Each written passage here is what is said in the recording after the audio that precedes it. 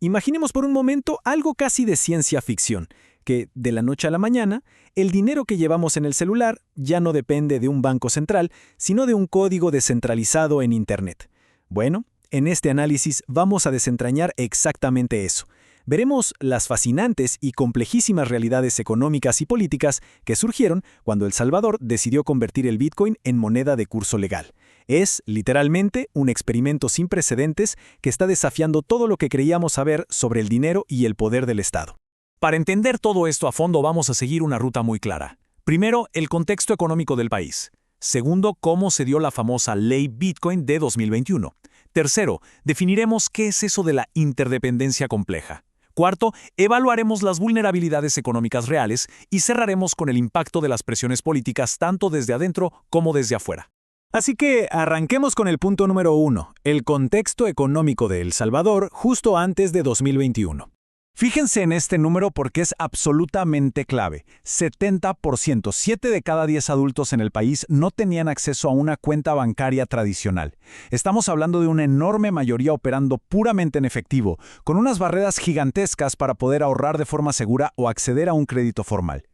Para entender por qué se propuso una medida tan drástica, primero hay que empatizar con este nivel casi paralizante de exclusión financiera. Y a esto hay que sumarle otro dato brutal. 5.900 millones de dólares. Ese fue el volumen de las remesas personales que mandaron los salvadoreños en el extranjero a sus familias tan solo en 2020. Para ponerlo en perspectiva, eso era casi una cuarta parte de todo el Producto Interno Bruto del país. Hablamos de una economía que respira gracias a los dólares enviados desde afuera y que históricamente sufría el golpe de las altas comisiones de los sistemas de envío tradicionales. Con ese panorama tan dependiente del dólar y de las remesas, llegamos al catalizador, el punto número 2, la Ley Bitcoin de 2021. Durante la conferencia Bitcoin de ese año, el presidente Nayib Bukele hizo una promesa enorme. Como vemos aquí, la expectativa era que esto no solo generara empleos, sino que trajera verdadera inclusión financiera a todos esos miles de ciudadanos fuera del sistema formal. Básicamente se estaba apostando a que una criptomoneda resolvería problemas económicos que llevaban décadas arraigados en el país. Y ojo a cómo se comunicó esto, porque fue cero tradicional. El gobierno no usó comunicados aburridos, apostó por estrategias digitales supervirales. Se subieron a la tendencia de los ojos láser en redes sociales, apuntando a que el Bitcoin llegaría a valer $100,000. Fue una jugada maestra para generar muchísimo ruido, captando la atención tanto de la juventud salvadoreña como del gran capital tecnológico global. A partir de ahí, la ejecución fue a la velocidad de la luz. La ley se aprobó rapidísimo con 62 votos, y para septiembre de 2021 el Bitcoin ya era moneda de curso legal. Y para empujar masivamente a la gente a usarlo, el Estado lanzó su propia aplicación, la Chivo Wallet, con un gancho irresistible. Regalaban un bono de $30 a cualquiera que la descargara. Ahora bien, pasemos al punto número 3. Para analizar objetivamente qué pasó después de ese lanzamiento, vamos a usar un marco académico conocido como interdependencia compleja. La palabra fundamental aquí es vulnerabilidad. Y para decirlo sin tanta jerga académica, esto simplemente mide el costo real, o sea, el dolor que asume un Estado cuando intenta adaptarse a cambios globales enormes. Porque cuando conectas toda tu economía a un sistema digital y descentralizado, la realidad es que asumes nuevos riesgos, y hay un precio de adaptación que inevitablemente tienes que pagar. Resulta que esa vulnerabilidad se divide en dos frentes súper conectados. Por un lado está la vulnerabilidad económica, que tiene que ver con cómo los cambios en el valor de la moneda impactan las inversiones y la deuda del país. Y por otro lado está la vulnerabilidad política, que se refiere a cómo esas mismas decisiones afectan la popularidad del gobierno internamente y sus relaciones diplomáticas con el resto del mundo. Teniendo esto claro, entremos al punto 4.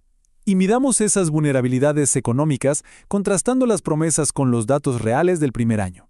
Si ponemos frente a frente los grandes objetivos con lo que realmente sucedió, las grietas son bastante evidentes. Se proyectaba ahorrar 400 millones en comisiones de remesas, pero la adopción real fue muy baja. Se prometía bancarizar a todo el mundo, y aunque el bono impulsó las descargas, la retención de usuarios se desplomó. Y sobre el capital global, los esperados bonos Volcán sufrieron graves retrasos y el país terminó con la calificación de su deuda degradada.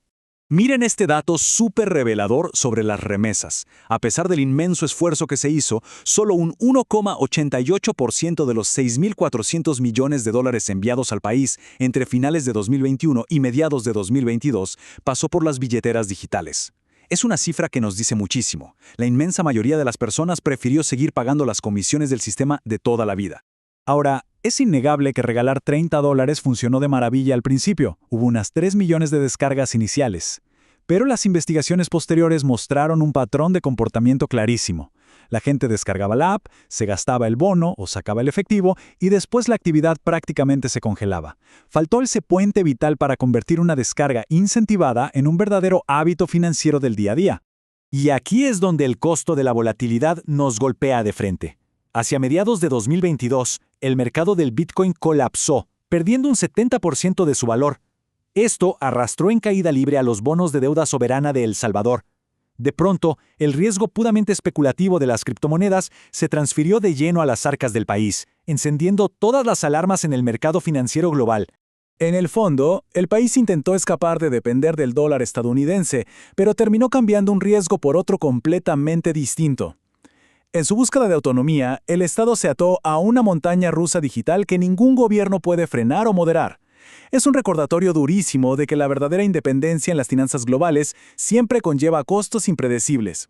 Y esto nos lleva al último punto de nuestro análisis, la sección 5. El impacto de estas decisiones en las presiones políticas, tanto internas como externas. Adentro del país, los números fueron muy interesantes. Aunque la aprobación del presidente Bukele se mantuvo en niveles que cualquier líder mundial envidiaría, sí se registró una caída significativa durante ese primer año, pasando del 92.5% al 86.8%. Empezó a aflorar cierta frustración ciudadana, porque la tan prometida prosperidad tecnológica simplemente no se sentía en el bolsillo de las personas comunes. De hecho, esta rápida implementación generó bastante tensión social al inicio.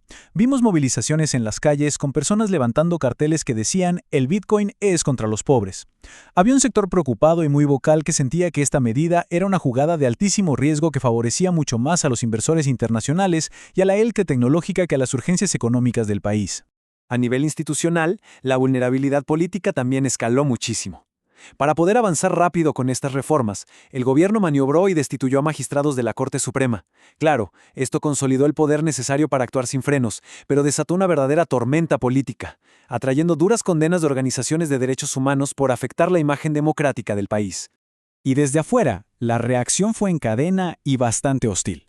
El Senado de Estados Unidos avanzó con leyes para protegerse de los riesgos financieros de El Salvador, el Fondo Monetario Internacional lanzó alertas muy severas sobre la estabilidad de la economía del país y el Banco Mundial, de plano, se negó a ayudar con la implementación técnica alegando falta de transparencia. De repente, el país estaba aislado diplomáticamente en este tema. Todo este recorrido nos deja con una pregunta final súper provocadora. ¿Puede realmente algún país abrazar de lleno una moneda descentralizada y global sin terminar pagando un precio económico y político altísimo? Entender estas vulnerabilidades no solo nos sirve para explicar el caso de El Salvador, sino que nos da las piezas clave para imaginar hacia dónde van las finanzas globales. Muchísimas gracias por acompañarnos en este análisis y nos vemos en el próximo.